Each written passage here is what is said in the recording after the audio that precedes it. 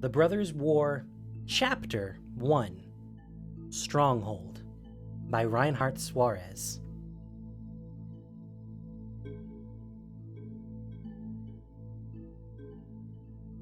There are times when destiny calls forth a people and demands an action. Now is the time. We are the people. This is our action. Eladamri, Lord of Leaves. Teneri, that's a new one. Teferi never thought he'd walk any halls erected by Urza again, let alone ones his former mentor strode through as a mortal man. 4,000 years was a long time for any edifice to remain standing, let alone one so integral to a continent-destroying war. But there Teferi was all the same, climbing the spiraling steps of the tower where, millennia before, Urza engineered mechanical constructs to fight a bitter struggle against his brother, Mishra. The tower itself was a pristine shape, if desolate. Stone and metal were meticulously fitted together with no seams or cracks, as if the tower had been willed into existence rather than put together by hands.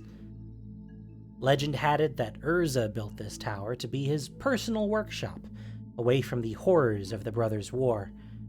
And it showed in the care he'd poured into its golden accents, its ornery, its assembly armatures, the kind of care he'd never been able to extend to the people in his life. The mystery of the tower was how it had evaded ransacking through the centuries. There had been no signs of raiders establishing camps, no evidence of opportunistic wizards setting up their laboratories. Structurally, it would have been perfect for either. Teferi could have been convinced that it was the tower's well-concealed location in a mist-shrouded veil that ensured the tower's survival. But he knew better. It was dumb luck. The same luck that all of Urza's machinations seemed to rely on and succeed with. Reckless luck, dangerous luck, the kind that promised only the extremes of success or failure with pain attached to each. Teferi reached the top of the stairs, where he paused to catch his breath and clutch his midsection. The wounds he'd received in New Argive still sore. Yes, he could have used magic to levitate up, but Subira had always impressed upon him the serenity that came with the meditation of one step after one step after one. How he wished Subira were there to cut through this tightly wound knot of concerns. "Get out of your head," she would always tell him. "Look with your eyes." Entering his quarters, Teferi noted the new, if sparse, furnishings of a table, chair, and cot that had been added in the week or so since he was gone planeswalking across the multiverse. Then he ventured out onto the mist-shrouded battlement high above the secluded veil. Breathing in the cold Argivian air, he gazed over the edge and imagined phalanxes of metal warriors lined up underneath this very battlement, their thunderous heels pounding the ground.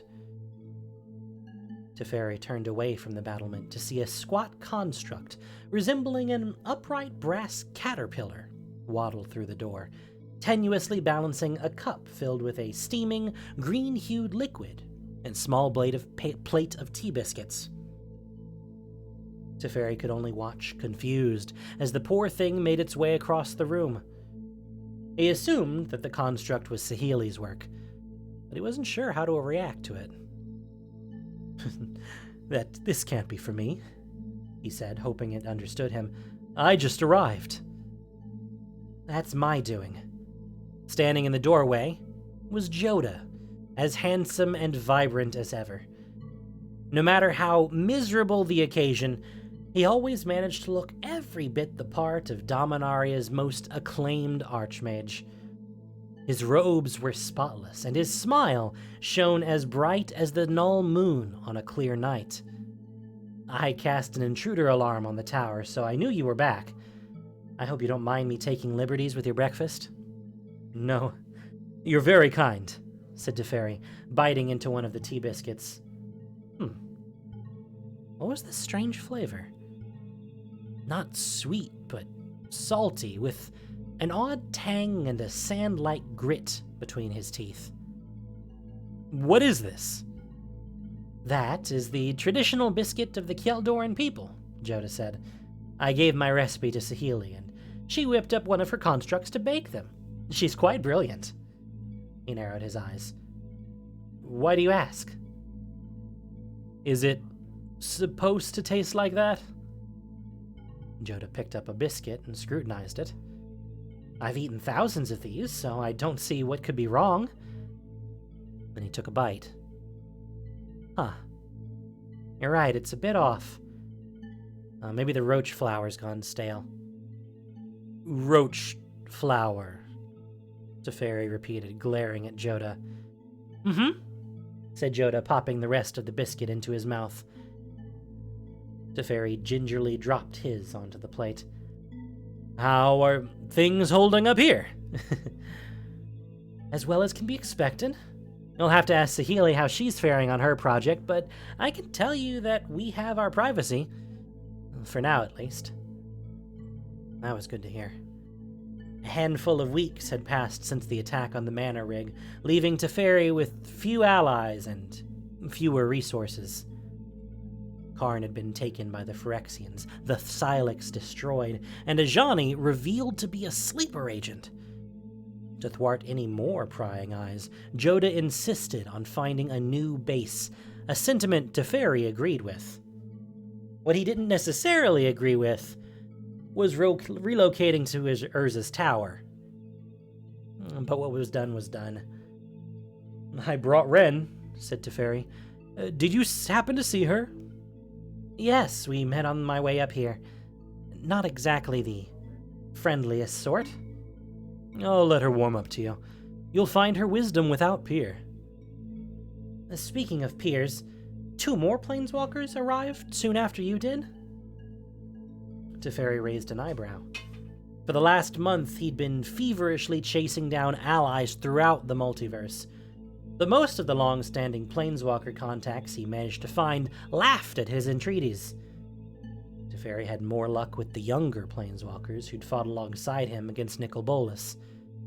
Saheeli Rai was the most vital recruit due to her skill with artifacts. Kaya was instrumental for her keen strategic mind and her network of informants across distant planes. And Ren he'd sought out for her ability to see through his own foolish affectations. He had not expected anyone to come looking for him. Kaya seemed to know them, said Joda, shrugging his shoulders. That, and the fact that this place hasn't exploded yet, means that they're probably friendly. I guess we should see what they want. Teferi took a sip of tea. The hints of lemon and honey tempered his anxiety, allowing him to address something he'd been dreading since they'd left Shiv. Before we go, I wanted to ask a favor. This sounds ominous. Once Saheeli's time machine is ready, I'll be indisposed, Teferi explained. All of us will need someone to lead and make the right decisions. He placed a hand on Joda's shoulder. I'd like you to consider being that person. Consider? Joda asked with a grin. You're not just going to order me to do it? Teferi shook his head. I've learned that it's better to ask. Only took you 60 years. Joda placed his hands on Teferi's. I'll try not to burn the place down. Oh.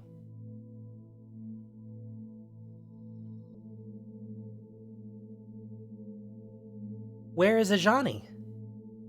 The expression on Elspeth Tyrell's face when Teferi arrived was one he'd seen before. It was at Talarian Academy on a visit to Baron, his old headmaster. Not so much a visit as an act of contrition. Teferi remembered the venerable mage standing up from his desk, his face sunken, jaw quivering. The tempest inside him stayed only by propriety. The name dividing them was Rain, Baron's dead wife, killed in a war Teferi spearheaded, a war he bore responsibility for. The name was different this day, Ajani's instead of Rain's. That exact same look that Baron had worn, it cut into Teferi like an old rusty dagger in Elspeth's calloused grip. "I'm sorry," Teferi repeated, but the words felt hollow. "I wish things were different." Before he could say anything more, Elspeth raised her hand to stop him. She crossed her arms and stepped into the far corner of the room, her back toward everyone else. Teferi began to follow, but Joda seized his arm, keeping him in place. "Let her be," he said. Then to Kaya, "Go ahead." Everyone who had gathered in Kaya's makeshift war room, save Elspeth, huddled around a glowing sphere of ghostly light that hovered over a pool in the room's center. At the head of the crowd was the other freshly arrived planeswalker, Vivian Reed, who Teferi had met on Ravnica during their struggle against Nicol Bolas. The new coalition continues to marshal defenses against further attacks on Dominaria, Kaya explained. But the Phyrexians are relentless, as we found out on Shiv. Teferi could barely pay attention. His eyes strayed again and again to Elspeth, alone in the corner. Karn had told him tales of her courage in saving him from the Phyrexians. And then there was Ajani pulling him aside to excitedly tell him how he'd found Elspeth alive, despite her seeming demise on Theros. "The champion we need," Ajani had said. "One that we can trust." Was Ajani still himself then? Could Elspeth be trusted? Kaldheim and Ixalan are mobilized, Kaya said, walking around the sphere to highlight key points and locations in the Gatewatch's plan. Jace is on Ravnica, lobbying for support from the guilds, while Chandra has gone to Zendikar to contact Nissa. When we finished our tasks here, Saheeli intends to spearhead the defense of Kaladesh. Kaya stopped at the one last point on the sphere. Then we have the Mirren camp on New Phyrexia itself, led by Koth. Elspeth turned, her eyes lit. "Koth is alive. How did you find this out?" "Jace," Kaya said. "I don't know his source, but he told me that Koth and the Mirrens are planning an assault on the Phyrexians' core. We plan on joining them once we're ready. Then together, we'll eliminate the Phyrexian leadership and mop up what's left. Without a head, the body will fall." "It's a death sentence," Elspeth said. "Koth knows better than anyone." Teferi began to explain. "If you'll just listen to our plan..." "No, you listen to me. Koth and I once tried to do exactly what you're proposing, and it ended in failure." Her eyes darted from person to person, before finally settling on Teferi. That look. "None of you were there." With that, she stormed out of the room.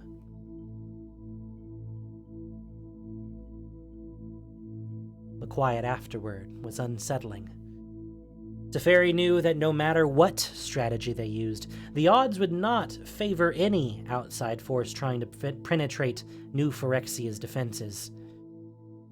Everyone else in the room understood that too. But hearing it said out loud in as direct a fashion as Elspeth had done crystallized how dire the stakes really were. "Let me talk to her," Joda said, a hand on Teferi's back. "The responsibilities of leadership, huh?" He walked out the door to track Elspeth down. Vivian extended her hand to Teferi, greeting him with the grip of a seasoned hunter. "Good to see you again, Teferi. Though under circumstances just as unfortunate as last time. You and Elspeth are welcome to stay and rest if you need it." Vivian shook her head. "I'm going to Ravnica to make sure Jace is apprised of the situation. Then I'll head to Ikoria. I'm worried about being able to organize a meaningful defense there. All the settlements do is squabble, so I'm going to make sure they stay in line. And Elspeth?" "With this news of Ajani," said Vivian, "I think it would do her good to be among friends." "If she considers us friends." "She's been through much. Give her time." Time. A luxury Teferi knew they had precious little of.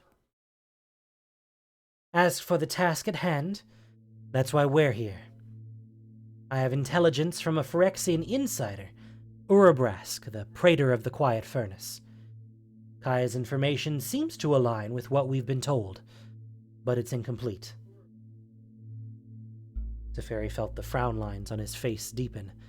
The Phyrexians he'd been familiar with were militaristic fanatics who did not tolerate dissent. The notion of these new Phyrexians having factions among them seemed anathema to their very nature. "What did Urabrask say?" "That Elish Norn, a rival praetor, has nearly unified New Phyrexia under her banner," said Vivian. "Urabrask and his forces stand opposed to Norn's aspirations. He's planning his own revolution and is communicating with the Mirrans." "Whatever the case, we'll be on the ground there soon," Teferi insisted. "Not soon enough," said Vivian. "Urabrask didn't give specifics, but he was concerned about some way that Elish Norn may have to force her one singularity throughout New Phyrexia and, more importantly, the multiverse. She plans to expand her dominion all at once." "Gods and monsters," Kaya whispered. "What is it?" "The creature I told you about, the one I was hired to kill," she said as she began pacing the room. "I'd never encountered anything like it. A beast of stitched flesh over metal. After you and I talked, we both agreed it was a Phyrexian, but I couldn't figure out why, of all places, it was on Kaldheim. With Vivian's information..." Kaya activated the expression pool, shaping it with the force of her mind. The result was a three-dimensional rendering of a many-limbed tree, crowned at the top like the great Magnagoths populating the woodlands of Yavimaya, only constantly undulating, as if made from the effluvia of the multiverse itself. "This is the World Tree of Kaldheim. It's like a network that allows instantaneous travel between all the realms of the plane. What if..." Kaya didn't have to finish. If the Phyrexians had somehow replicated or repurposed Kaldheim's World Tree, it could conceivably join every plane in the multiverse. With it in place, the Phyrexians could be anywhere, at any time, at the speed of thought. They didn't just have to worry about secret infiltrations like on Dominaria. The Phyrexians could march their armies in directly. By now, whatever Urabrask has planned is only days away from happening. If we're going to make a move, it must happen very soon. Days, said Teferi. He didn't think he had that small a window to work with. I don't like it, said Kaya. The timing of this proposed alliance is too perfect. At a gut level, Teferi agreed. He'd played this game before and learned that the enemy of my enemy could be the worser enemy by far. All it took to fall into the trap was a tasty scrap, an irresistible temptation. The truth was the choicest morsel of all to snatch a victim. I have my suspicions as well, Vivian said, but I don't believe we have many alternatives other than taking Urabrask at his word. I'll vouch for him and for the intermediary who arranged for my audience with him. And who is that? Tezzeret. No, Kaya declared. No way.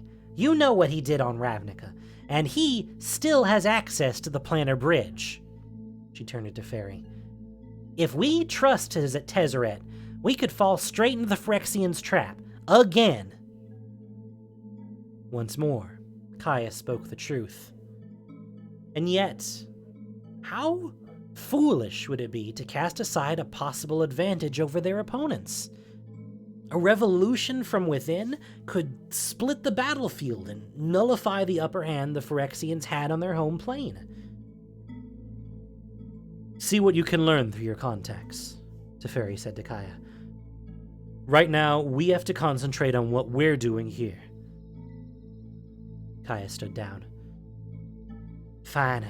I'll shake the money tree on Ravnica. We'll see what gets knocked loose. I wish you both luck, said Vivian, turning to leave. For all our sakes.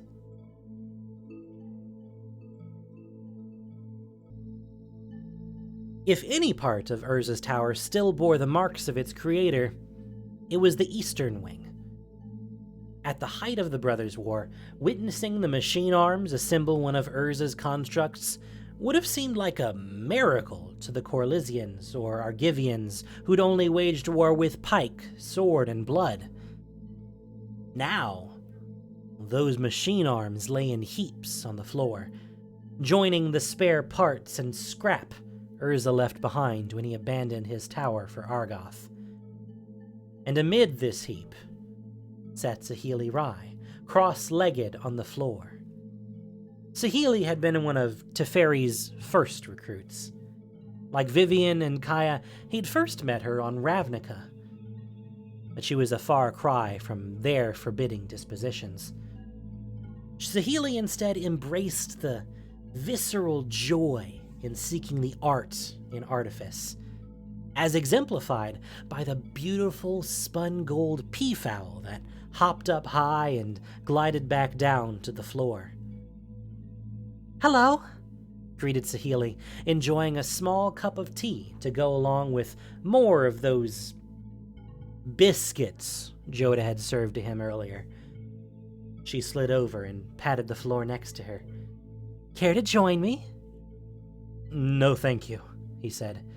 I wanted to quickly check in. How are things going? They are... going? Teferi looked around at the circle of workbenches Saheeli had pulled up upon the main assembly platform, her own private little workspace in the middle of the wreck that used to be Urza's grand showroom. Atop one of these tables was an item that caught his eye. An exquisite piece of art. A bowl made of copper, pulled, twisted, and shaped like no human hands ever could. But it was so much more than that. You did it, Teferi said as he approached the bowl. It's perfect. I wouldn't use that word, said Saheeli. But Teferi wanted to. Saheeli had crafted a perfect replica of the Silex, a blend of the signature elements of the original relic with subtle nods to Saheeli's characteristic filigree stylings. Her version featured the same heavy handles on both sides, the same shallow bas-relief depictions of farmers armed with scythes facing down a troop of armored knights. Identical runes, a master translation between several ancient languages, spiraled downward from the inner edges of the bowl to the very bottom. It's one thing to create something you've seen and held before, she said. It's another to do so from notes that may not be complete. I trust you did your best. I hope my best is good enough. How is the new time machine? He said, moving on to the other major goal he'd assigned to her. Temporal anchor, Saheeli reminded him. Things are progressing, as you can see.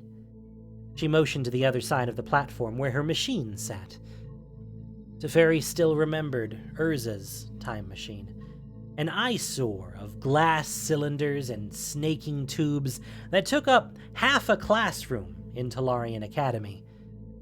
Saheeli's, in contrast, was a sculpture of swooping curves made of fiery orange metal. It, like the Silex, would have fit into any gallery of fine art. You're too modest. It's far less painful looking than your initial version. I'll accept that compliment, Saheeli said with a laugh. Still, there have been a few snags. Ether is a much easier energy source to manipulate. Even the most powerful ether engine is like a candle flame to a supernova when it comes to this. She placed her hand on the pedestal where the Weatherlight's power stone sat enmeshed in a nest of copper coils. The fairy grimaced. The mere memory of seeing the mighty airship, a symbol of strength for all Dominaria, twisted into a Phyrexian abomination, soured his stomach. Managing the power load while trying to ensure the safety of the occupant is difficult, Saheeli said. These components were never meant to work together. The mildest of accusations hung in the air between them. Teferi knew he'd saddled Saheeli with a nigh impossible task and very little margin for error. I think I figured it out, but I need to run more tests. He measured his words. It's not my intention to push too hard, but... I know, said Saheeli. Here. Placing her hand onto the floor, Saheeli allowed the wind-up bird to alight onto her finger. I made it for you. For me? With a smile, she flicked her hand, and the peafowl hopped onto Teferi's foot and pecked at his boot. In Girapur, birds like this perch on the bridges that cross Canal Ducara. Those bridges represent the founding of the city, when warring nobles decided it would be better to cooperate and create a future not dominated by war.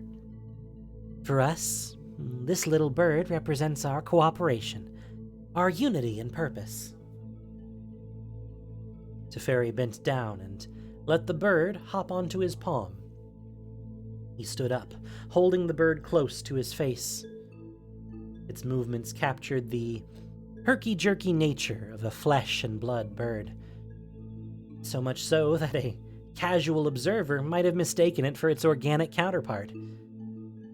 But on closer inspection, one could discern between its golden feathers a clockwork heart that pulsed with the unmistakable glow of a tiny power stone, one of dozens scavenged from a fallen mana rig. The bird hopped once to face him straight on, then unfurled its feathers in an arc of such delicate craftsmanship that Urza couldn't have matched it in 1,000 millennia, let alone a handful of days. Teferi chuckled. You like it? Saheeli asked. Very much, he said. My mentor was a great artificer, perhaps the best this plane has ever had. And the notion of prizing style over function would send him into fits. Bah! A waste of resources, he'd say. Chance has granted us gifts, said Saheeli. How we use our gifts will ultimately define us. I choose beauty. That is how I would like to be known. She whistled, and in response, the artifact bird spread its wings and spun in place, spraying a shower of multicolored sparks in every direction. Teferi couldn't help but smile. After a minute, the bird was back to its normal self, pecking at invisible crumbs he didn't have in his hand. The anchor will be ready to use tonight. Come back then.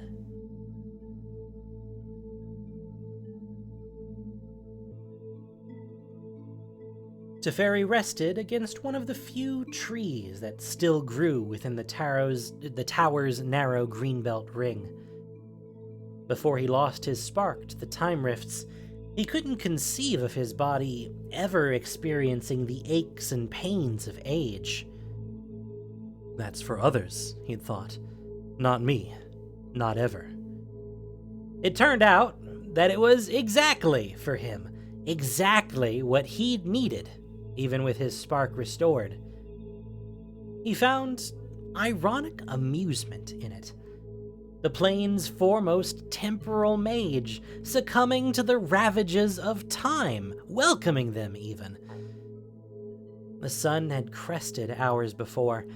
Not that the high peaks surrounding the Vale allowed for much direct sunlight outside of a short window of time in the middle of the day. He thought of all the lands past the horizon. Shiv, where Joyra was rallying dragons, Viashino, goblins, and her own Gitu to protect their land from Phyrexian attack. Orvada, where the merchant lords had agreed to put aside their bristly relationship with Benalia and furnish food and supplies to Seren troops led by Lyra Dawnbringer. Urboard, where rumors had arisen of a spectral panther warrior back from the dead to bring salvation to the living. Outside this veil, Dominaria was uniting like it never had. But would any of that matter if he and his companions failed in their mission? From behind him, Teferi heard heavy footsteps approach. Accompanied by the brush of leaves against the wind, the creak of bark and xylem bending under the stretch. He looked up to see Ren and Seven approaching. It had taken Teferi some time to track Ren down, locating her finally on the plain of Creed, where she and Seven were basking in the intense mana showers of the plane's clan tree. It had taken him even more time to convince her to leave with him. I have fulfilled your request, said Ren. They will grow strong, though your choice of land is questionable. There are no songs here, no harmony. Only isolated chords, warped and fragmented. Or worse, severed like gangrenous limbs. I promised you more. I'm sorry. Do not be. We are glad you have brought us here. I have been loath to explain to Seven about malevolence, about destruction. Better to show. Better to feel. Seven stooped to let Ren reach out and touch his hand.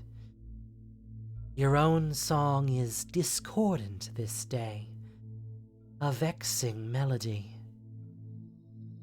Teferi nodded. I've been thinking. That is not reassuring, mage. This amused Teferi, albeit briefly. I was thinking about you, Kaya and Saheeli. All of you who answered my call for help. He set Saheeli's clockwork peafowl onto the stone ground in front of him. It pecked about nonchalantly. I can't help but think that this path has been trod before. By Urza, my teacher.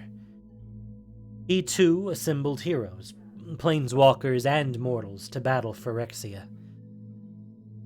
Even so, history remembers him as the monster the plane needed to defeat the monsters who threatened it. Was he a monster? Ren asked. Teferi pondered that question. Most of Dominaria would have said yes. Those who'd actually known Urza, emphatically so. But for Teferi, the answer wasn't so pat. On Innistrad, I told you about Zhalfir, remember? Your homeland. The one you hoped I could help you find. I didn't tell you exactly how I lost it, he said. You see, Urza petitioned me to be one of his titans. Yes, me. I had the great Urza Planeswalker begging me to join his merry band of heroes, and of course, I told him I would if he helped me first. A reasonable agreement. That's what he thought, too. The fairy clasped his hands together and rested his forehead on his fingers. So, with his aid, I sealed shut a Phyrexian portal that had opened up in the skies above Zhalfir. When the task was done, and he demanded my help in return, I simply laughed and refused. You've only wanted to defeat your foes, I told him. This is how I save my people. This is how you and I differ. And then I siphoned energy from the closed portal to fuel a spell spiriting Zhalfir away from space and time itself. I didn't ask permission. I didn't care what the people of Zhalfir thought. So you tell me, who is the monster?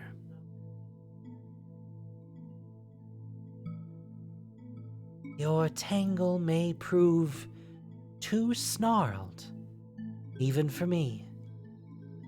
Teferi let out a dry laugh. I was so damn proud of how easily I'd stolen his petty victory over me for my own petty victory. That's the way we all are. All of Urza's children of fury. Children. We who are touched by his actions, Teferi explained. His students, his colleagues, even his armies. We despise him, yet we follow in his footsteps like luckless understudies. I've smashed armies, sparing no mercy. I've vanquished those I deemed villains and maneuvered allies to their demise for my own ends. For the greater good, I told myself. Teferi picked up a small rock and hurled it into the mist. A liar who lies about his lies. The true heir to Urza's mantle.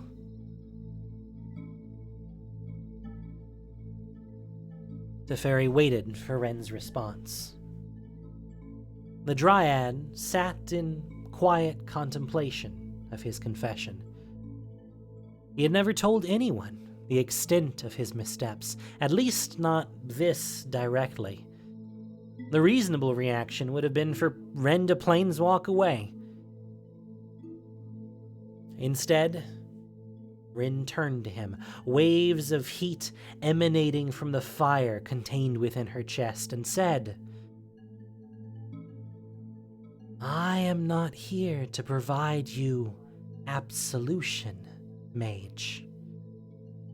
Your crimes are your own, and you will answer for them in time. Ultimately, you are not important. Neither am I. Teferi and Ren are singular melodies. I am here to play my part in the symphony."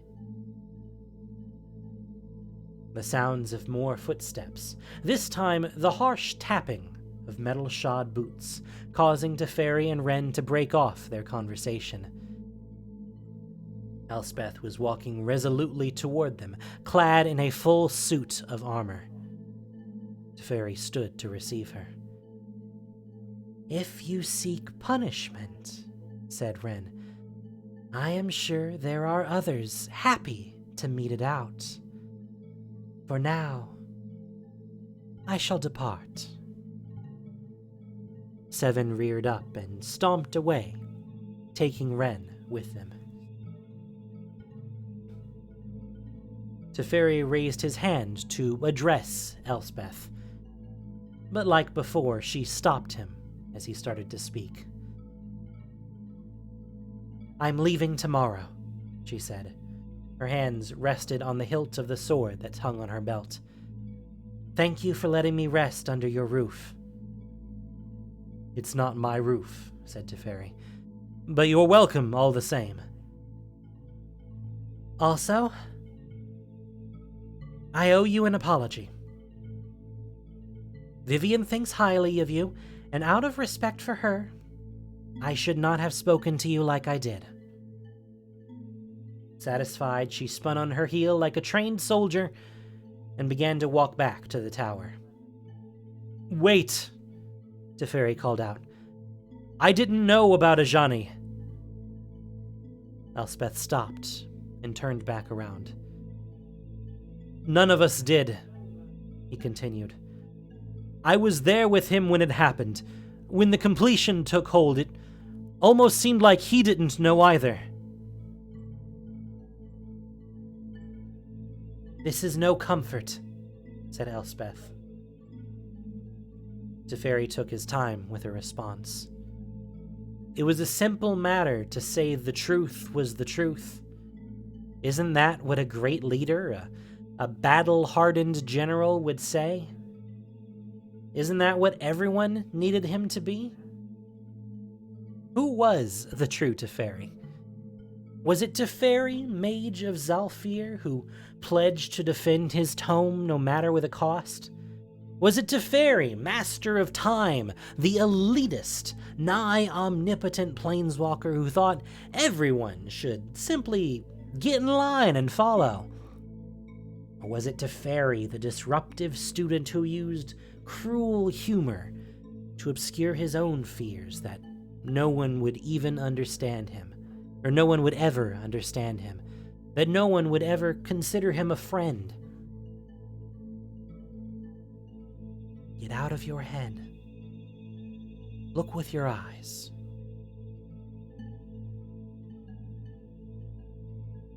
Are you hungry?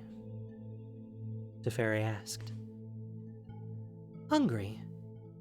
Asked Elspeth, puzzled. Yes. Have you eaten? Teferi walked past and motioned for her to follow. I've just realized that I haven't had so much as a crumb since this morning. Joda provided me with some of his biscuits. Oh, then we should hurry. With the cold, wet night air flowing through his robes, Teferi led Elspeth across the green belt to the tower proper, where they followed the wall around to a small patch of grass butted up against the tower's base. There, encircled by a globe of green energy, was a sprawl of vines bearing bulbous, pale green fruits. Teferi picked one and held it out to Elspeth. Mitab, Teferi said. He took another fruit and bit down into it, letting its juices flow out the sides of his mouth. He was aware he looked silly, not at all how a regal planeswalker of old was supposed to comport himself.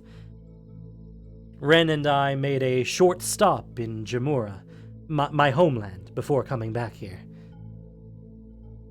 Elspeth took the fruit and brought it to her lips. She tried to maintain decorum as she ate, but juice and fleshy bits of fruit stuck to her face no matter how careful she was. At some point she gave up and began to eat faster, with more aplomb. I was hungrier than I thought, she said. Teferi stared at the spell that Ren had woven to keep his Mitab alive, despite the Vale's inhospitable climate. He reached down and hovered his hand within it, his fingers tingling as they grew warm. I won't lie to you, he began. You're right about our plan. It's yelling a prayer into a gale. But it's our best shot. We have a weapon capable of stopping the Phyrexians at the source. Right now, we're working on a way for me to learn how to use it. It's not perfect, but I must have faith that it's enough. For me, the fight against the Phyrexians isn't about being victorious. Where was he headed with this? He'd always been so prepared. Even his practical jokes required extensive planning to pull off, but now the words flowed out at him. First at a trickle, and then a torrent that he couldn't control. I have a daughter, he said. Her name is Niambi, and she... Everything I'm doing is about saving her.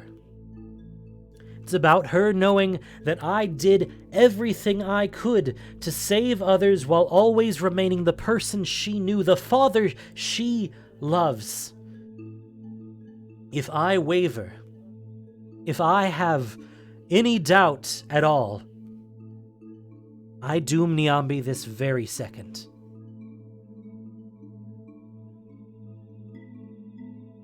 And you do know, said Elspeth. The terror that comes with hope. No response was necessary.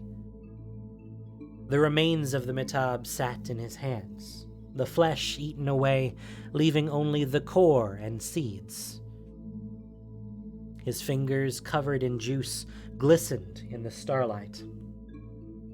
He placed the remains of the fruit onto the dirt underneath the vines and wiped his hands on his robes. In time, the heat of Ren's spell would bake the core dry, and worms would pull it under to nourish new plants. I should go, said Teferi. Saheeli is waiting. I can escort you back to your room. Elspeth refused. I think I'll walk through the grounds for a while. I like this weather. Then live on, Elspeth. Be well and happy. Safe journeys. If the Phyrexians are still on this plane, said Elspeth, it's only a matter of time before they find this place. You will need someone to defend you if that happens, if they track us down. Us? If you'll have me. We will. Gladly, said Teferi. I hope we can get to know each other better. Teferi turned and walked back toward the front of the tower. He managed only a few steps before a bright flash caused him to look over his shoulder. There Elspeth stood with her sword unsheathed. Out of the globe-shaped pommel, tendrils of milky light spiraled outward, its radiance soft and warm like his earliest days spent under the Zhalfiran sun. The pains of his wounds dulled, and his mind cleared, bringing forth a long-neglected memory. A flock of wattle eyes that would pay regular visits to his home in Jamura. According to his father, they were the descendants of an injured bird he'd saved as a youth.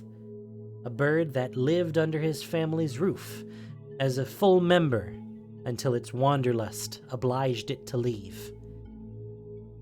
In the years and then decades that followed, the bird had its own children that would regularly visit out of loyalty, out of love.